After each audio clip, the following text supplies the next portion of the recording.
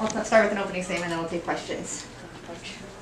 They are very, very good. That's my statement. Okay, questions.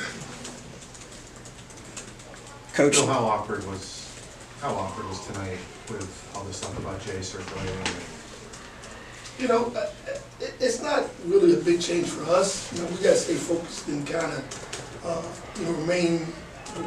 keep the main thing the main thing.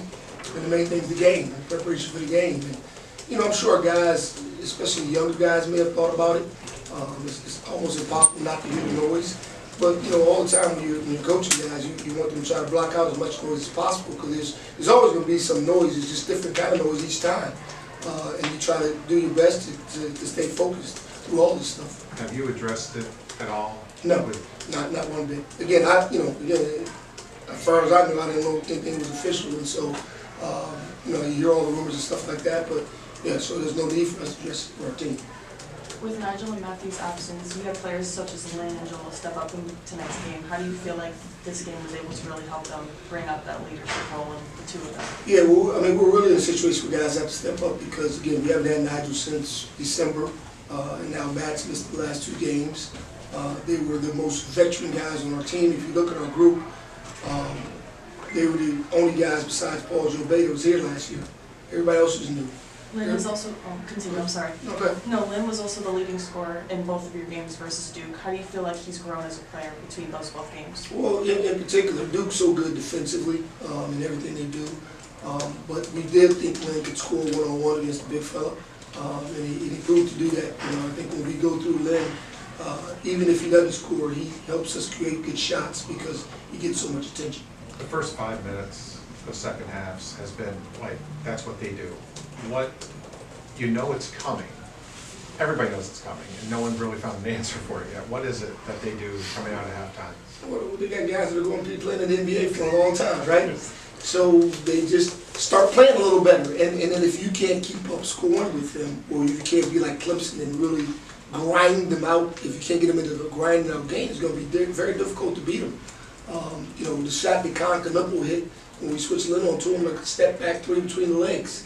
Those are shots that NBA players take and make, and they happen to have guys. And so we didn't score in the beginning of the second half as frequently as we had, and thus they're going to keep scoring.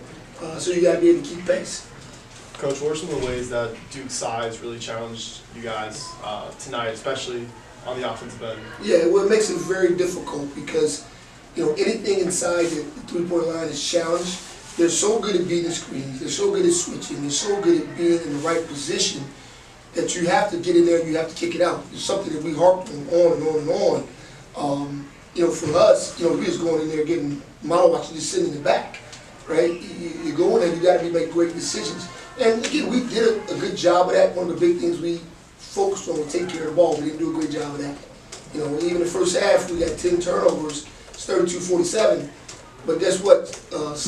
Slim Evans comes in and makes 5 threes. It's a tie game if that's not the case. Even with us turning the ball over. And so you have to have a really good game to beat Duke. We would have had to make a lot of threes at a high rate. We got some open looks and we just didn't cash in. And then with Cooper Flag, a lot of attention is cast onto him, all what he does offensively, but defensively, just what makes him so special with what he does both on the ball and away from the ball. Yeah, it's well deserved because the kid, no matter what kind of game he's having offensively, he's going to bring intangibles that affect winning.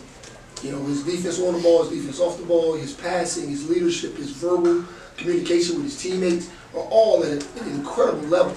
And so again, if he had 6 points, he had a big footprint on every game he's in because, again, he does things that affect winning. Coach, giving up 60% from 3, it's kind of been an anomaly because who really shoots that well half the time? But defensively, it's always been an effort or a man-on-man type of thing. How did you feel about your team's defensive effort this game? Yeah, I think we gave effort, again, but when you're playing a team that's that good at passing the ball, they make you pay for any mistake. If you're just this little bit slow getting back, it's a switch weight 3, right? If you make a mistake on a ball screen when you put 2 on the ball, they move it, they find the open man, and almost every guy can hit a 3. And then you got model watch going to the basket, so you got to kind of take that away. If you sink in, they skip that pass and they're shooting another 3. So again, they're very difficult to guard. We've had our challenges defensively, but I thought we gave effort it's hard to guard that team, especially if they're making, especially if a guy comes in off the bench and makes 5 threes in the first half. You know, he cooled down a little bit in the second half. I wish he would have started the game that way. You know, and I always say this about them: if Cod Knipple hits his first shot, you're in trouble. Because again, I think he's a big key to their group. Coach, as good of a game as they had, you had some positive things going, especially with offensive rebounding. Is that something you can build on, that's even with all their size and length? Yeah, you would hope. You know, again, I'm not sitting here disappointed in our effort. I think our kids gave effort on offensive and defensive glass. You're just playing an extremely talented team that it makes you pay for every mistake you make. You know, I wasn't really displeased with our shot selection or any of that. Again, you just playing a good team and you have to play very well to beat them.